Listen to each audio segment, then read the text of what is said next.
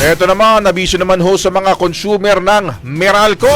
Abang inyo raw hong March billing, meron na namang pagtaas. Brigada Katrina Honson, magkano ba yan? I-brigada mo! Brigada Live Report. Abiso sa mga consumer ng Meralco, may aasahan na namang dagdag singil sa inyong March billing. Sa advisory, mayroong idaragdag na 0.26 centavos per kilowatt-hour. Bunsod ito ng pagtaas ng transmission charge at pagtatapos ng reset fee fund ng Meralco.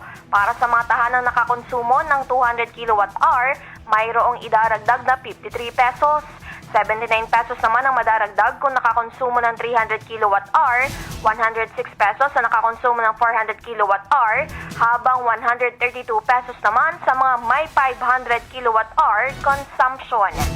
In the heart of changing lives, ito si Brigada Katrina Honson ng 105.1 Brigada News sa Manila, The Music and News Authority. Honda Brigada. Ang bahaging ito ay hatid sa atin ng Power Cells Herbal Capsule. Tuldukan ang sakit dahil ikaw ang sandigan.